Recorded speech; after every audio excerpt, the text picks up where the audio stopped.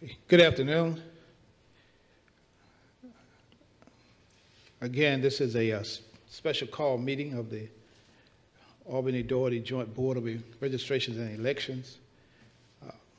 And so at this particular time, I'm going to call this meeting to order. Present with us is myself, Benny Hand, Dr. Travius Simmons, Annabelle Stubbs, and I believe Ms. Pam Middleton is on via telecommunications.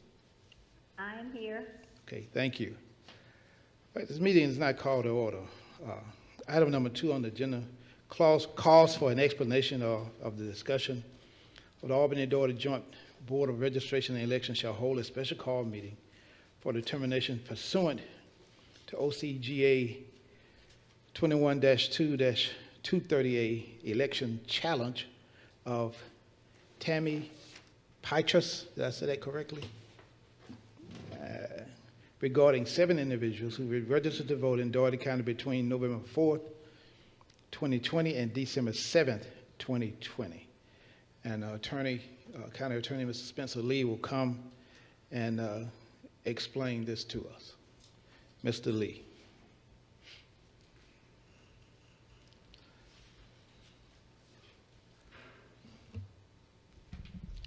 Thank you, Mr. Chairman. I am Spencer Lee for the record, and I represent Doherty County. I'm the county attorney for the Board of Commissioners of Doherty County. And in that representation of Doherty County, I also represent the Doherty County Board of Registration and Elections. And I represent you here today relative to the issue that you've outlined, Mr. Chairman. And along with representing you also is Kenneth Robin with the law firm of Gerard and Davis I've forgotten where he is. But anyway, Mr. Robin, are you on the line? I am on the line. Good afternoon. He is on the line. So I'd like to go over this with you with a slide presentation, and let's talk about the issues that are involved before you make a determination. And my understanding, Mr. Chairman, is that you are short one member. That's normally a 5-member board. The other member has been appointed by the City Commission, but he won't take office until January 1st. Is that correct? That is correct, Mr. Lee. And then I'm understanding, too, that a quorum of this board is 3 members out of 5, and I noticed 3 here, and I understand that the other member, one of the other members, is on the line with us. Yes, Ms. Middleton is on. So you have 4 of your members present. Correct. Well, the slide presentation starts with the Albany-Doherty Joint Board of Registration and Elections with the first slide that you see there. And if we'll go to slide number 1, after that, it just simply says Georgia Voter Challenge.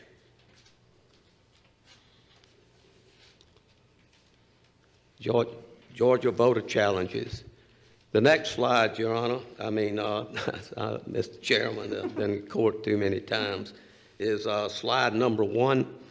And the challenges are based upon the challenge electors' names appearing in the national. Well, let me back up again. I'm hitting this too hard. And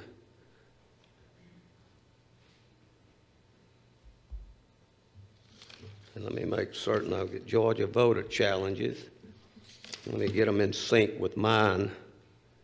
And I've skipped one. There's one that's been skipped. But anyway, the challenges are based upon the challenge electors' names appearing in the. Can we reload this?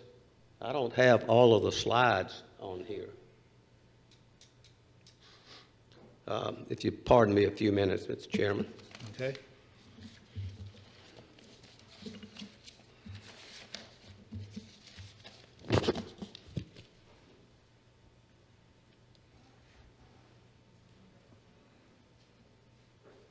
While we're on standby, I'll bring up that I spoke with Dr. Core about an hour before the meeting, and he was looking at his letter of appointment, and it did say he's been appointed for the unexpired term. And so and then to begin on January, was it 22nd? So he will get with you, Ms. Nickerson, and do the appropriate swearing in. Okay. Okay, so has that communication been provided to this office? The city has to send it to us, correct? All right, all right, thank you. Yeah.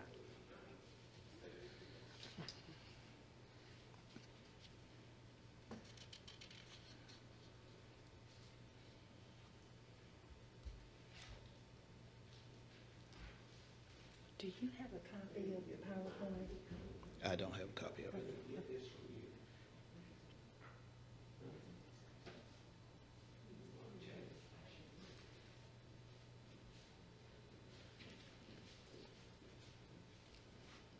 Short delay here, please, Mr. Chairman. Okay.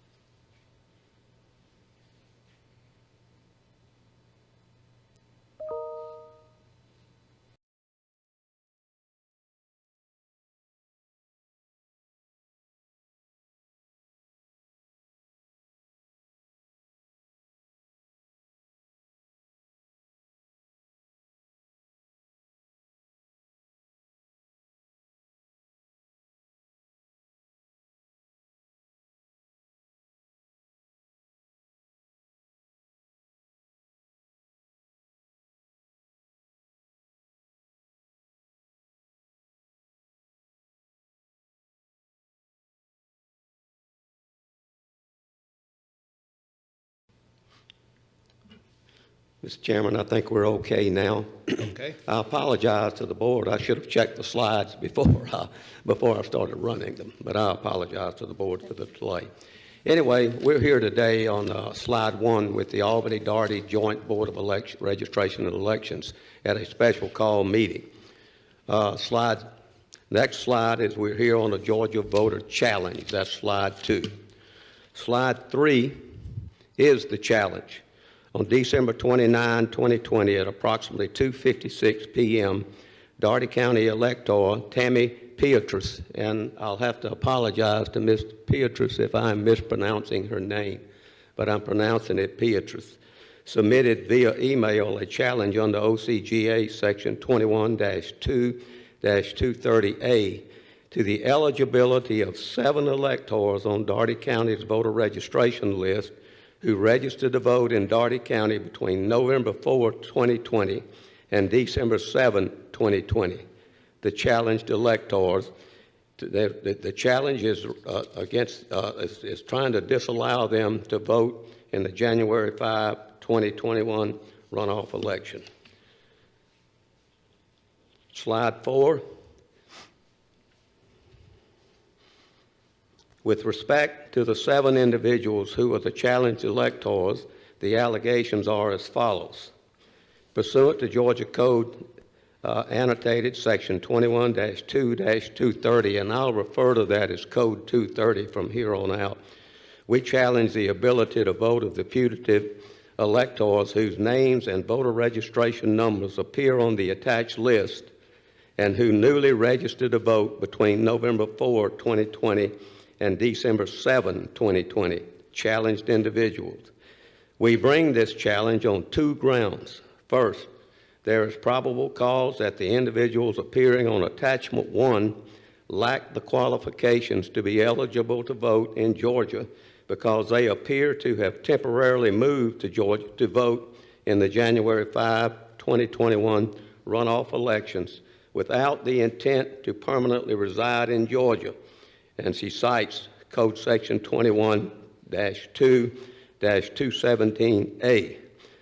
Second, there is probable cause that the individuals appearing on Attachment 2 would be casting unlawful double votes by voting in Georgia's January 5, 2021 runoff elections for the U.S. Senate because they appear to have voted in their previous state. November 3, 2020 U.S. Senate elections. And she cites the Voting Rights Act, 52 U.S.C. Section 10307E2. The next slide, number 5, the challenge. The submission by Ms. Beatrice does not include any separate Attachment 2 list of individuals. And her challenge letter later states as follows. Between November 4, 2020 and December 7, 2020, the last day to register to vote in the runoff elections, this county has seen many new registrations with numbers updating daily. Of these new registrants, 7 appear to maintain active voter registrations in other states and recently relocated to Georgia, according to the U.S. Postal Service's National Change of Address file. The names and registration numbers of those individuals are provided in Attachment 1, and you have that in front of you. Moreover, 0 new registrants appear to be potential double voters. That is, someone who voted in the November 3, 2020 general election for the U.S. Senate in another state and are now registered to vote in Georgia. The names and registration numbers for those individuals are provided in Attachment 2, and there was no Attachment 2 provided to the board. As a result of the challenge acknowledging that 0 of the new registrants appeared to be double voters, the second probable cause issue as to potential double voters is not applicable in this challenge. Slide 6. The challenge does not include any certified or verified National Change of Address files, the NOCA, maintained by the United States Postal Service, USPS, or any other relied upon document in support of the allegation that the challenged electors recently relocated to Georgia. The next slide, number 7. The challenge includes a bullet point listing of alleged social media posts on Twitter and or comments or posts made in the media or online from November 5, 2020 through November 28, 2020 by members of the media, alleged activists, a former Democratic presidential candidate, and others identified only by a Twitter handle or account number that are characterized as urging non-Georgia residents to temporarily relocate to Georgia with the sole purpose of voting in the runoff elections, or a call for non-Georgians to temporarily relocate to Georgia to vote in the runoff elections. Slide 8. The challenge does not claim or supply any supporting documentation that attributes or connects any of the alleged comments or posts online in the media or via Twitter to any of the challenged electors. The next slide, number 9. The challenge is brought under OCGA Section 21-2-230A, which permits an elector of a county to challenge the right of another elector in the county whose name appears on the list of electors to vote in an election. A challenge must be in writing and specify distinctly the grounds of the challenge. The next slide, number 12.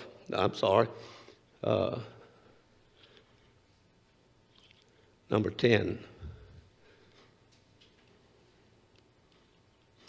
The board must make a probable cause determination. If the board finds there is no probable cause, then the challenge is denied and no further action is needed. Next slide. If the board finds there is probable cause, then the board shall notify poll workers at the challenged elector's precinct, poll workers at the absentee ballot precinct, and if practical, notify the challenged elector and afford such elector an opportunity to answer. Next slide, number 12. and any challenged elector that appears at a polling place to vote shall be given the opportunity to appear before the board to answer the grounds of the challenge.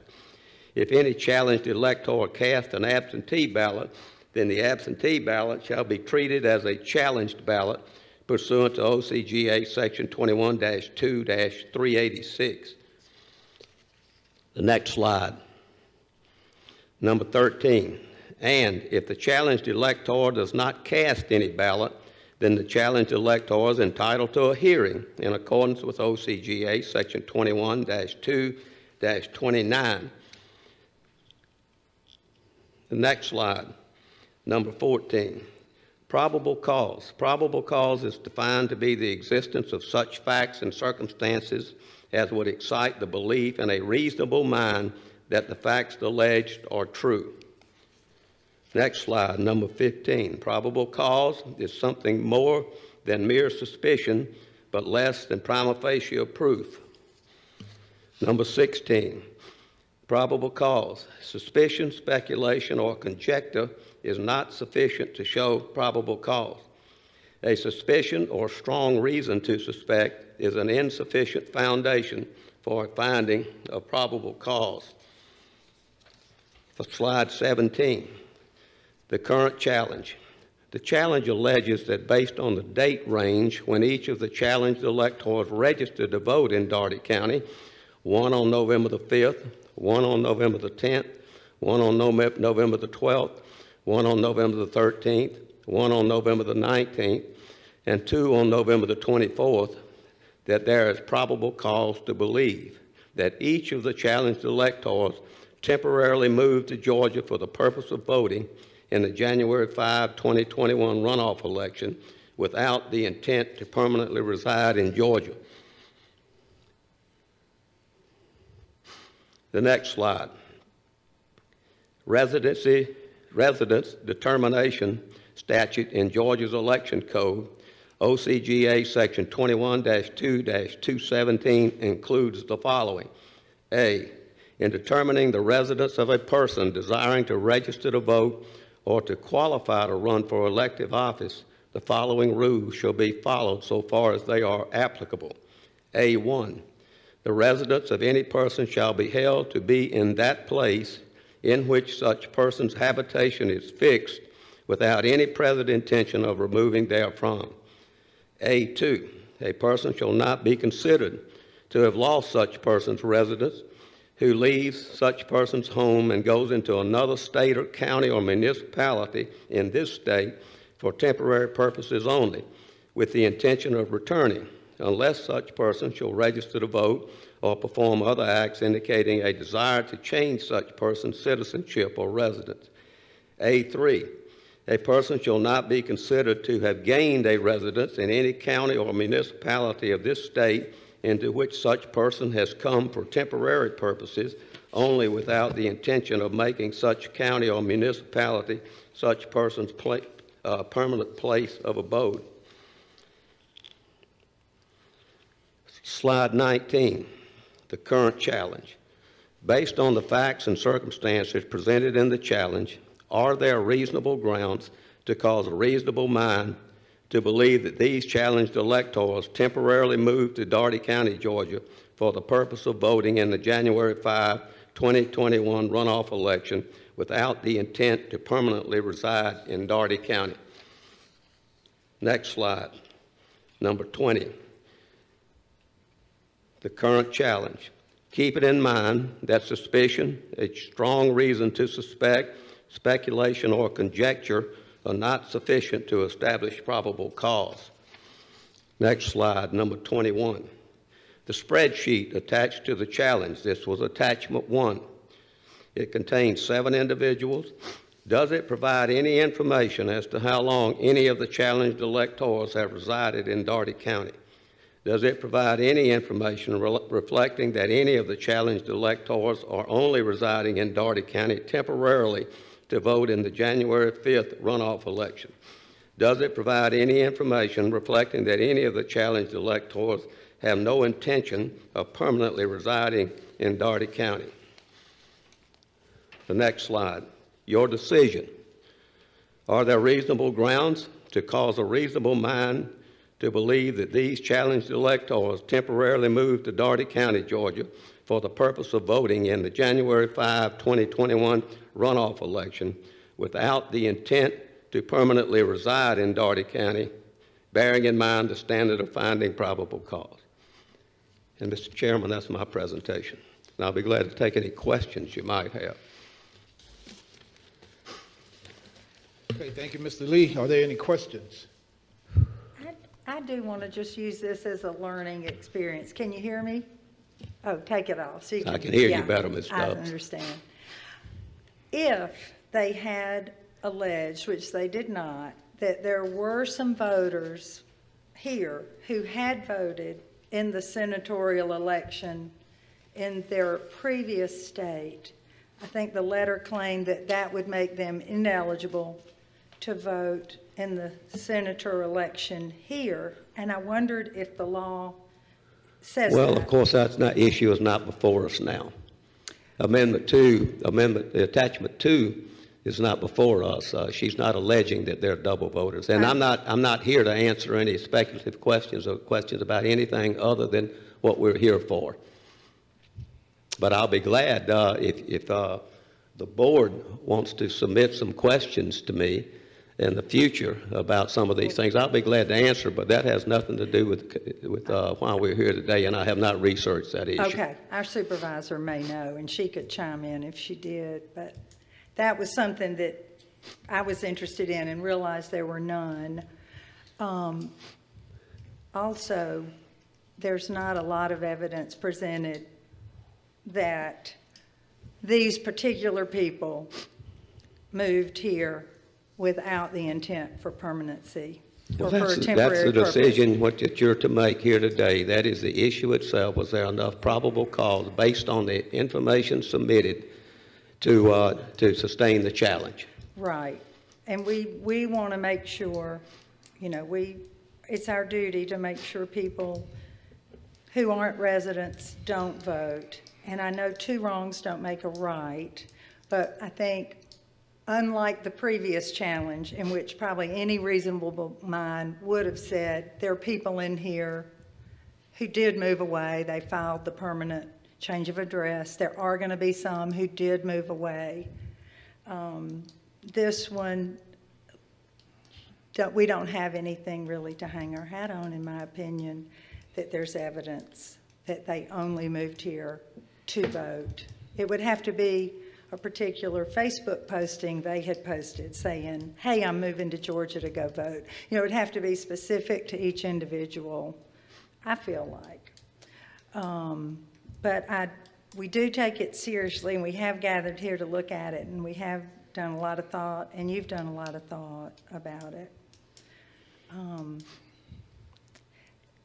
Cars, yeah. When we can, as a board and as a registrar, we are to take in multiple circumstances to determine residency before someone votes.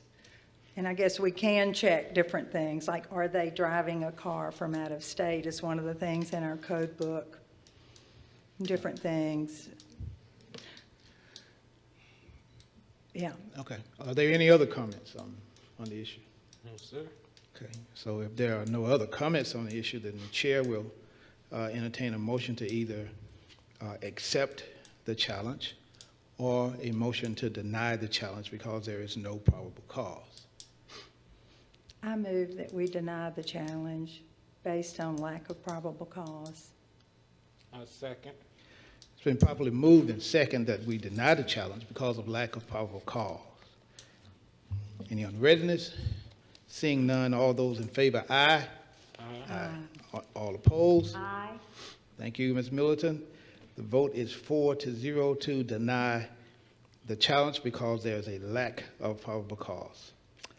Thank you very much. That concludes the business before this office, this board today. And if nothing else is from the board members, this meeting is adjourned. Thank you.